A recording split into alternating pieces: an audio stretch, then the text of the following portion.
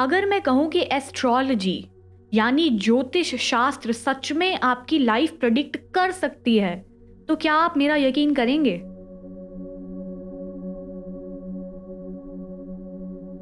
Scientists का कहना है कि ज्योतिष स्यूडो साइंस है, यानी एस्ट्रोलॉजर्स बस वो लोग हैं जो लोगों को साइकोलॉजिकली बहलाना जानते हैं। सिर्फ आपकी बर्थ डेट को देखकर आपकी जिंदगी के बारे में मेजर इंफॉर्मेशन कोई कैसे दे सकता है, या फिर दे सकता है?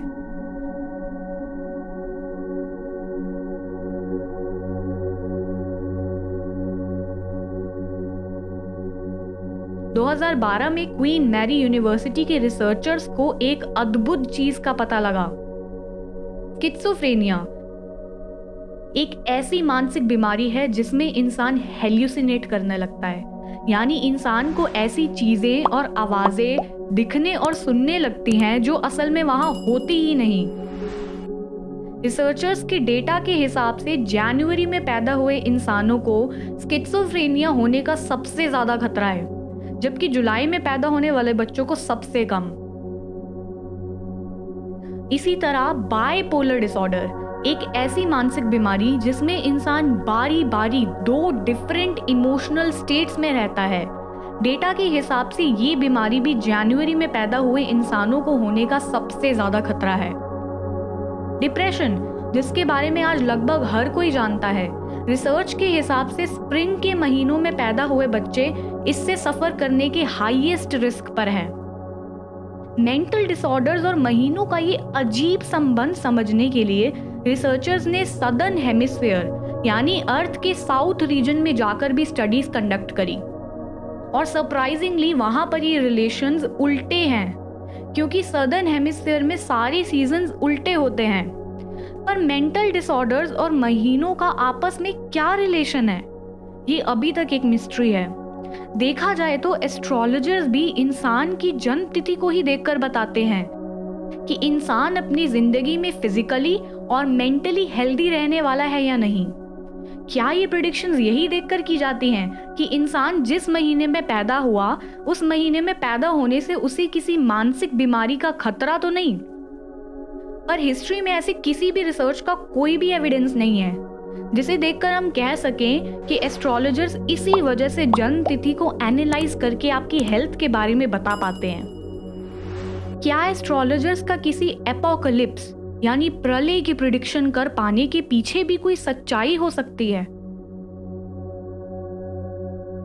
स्विट्जरलैंड में इंस्टीट्यूट फॉर जियोफिजिक्स के रिसर्चर्स ने एक ऐसी इम्प्रेसिव स्टडी करी जिसके मुताबिक प्लैनेट्स की मूवमेंट सोलर एक्टिविटी यानी सूर्य पर होने वाली घटनाओं को इन्फ्लुएंस कर सकती है।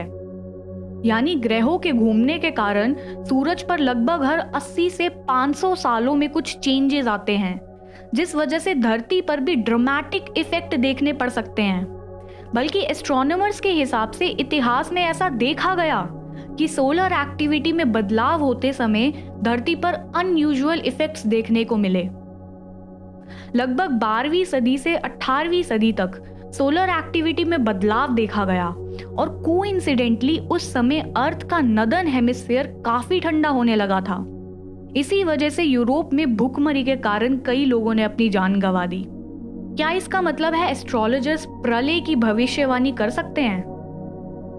क्या हमें उन भविष्यवाणियों से डरना चाहिए?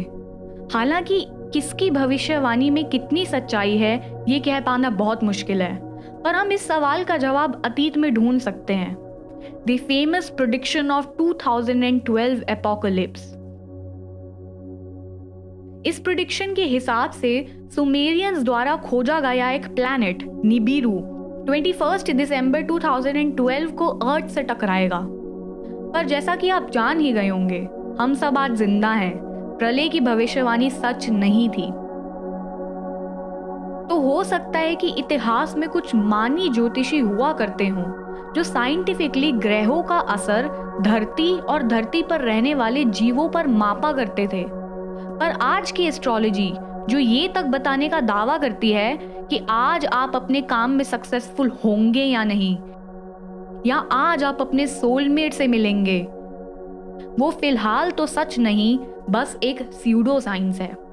बस ये ही नहीं, अगर आप जनवरी में पैदा हुए हैं तो डरने की कोई बात नहीं है। हालांकि रिसर्च में स्किज़ोफ्रेनिया और जनवरी बर्थ का रिलेशन कुछ हद तक क्लियर है, पर ये रिलेशन किसी की डेस्टिनी नहीं डिसाइड करता। जैसे जैसे साइंस तरक्की करेगी, हमें इन चीज़ों के संबंध और हल दोनों ही मिलते जाएंगे। तो अभी के लिए इतना ही। अगर आपको ये वीडियो पसंद आई तो नीचे लाइक का बटन दबाना बिल्कुल ना भूलें और मेरे चैनल को ज़रूर सब्सक्राइब करें ताकि आप मेरे चैनल से जुड़े रहें। सी यू इन नेक्स्ट वीडियो।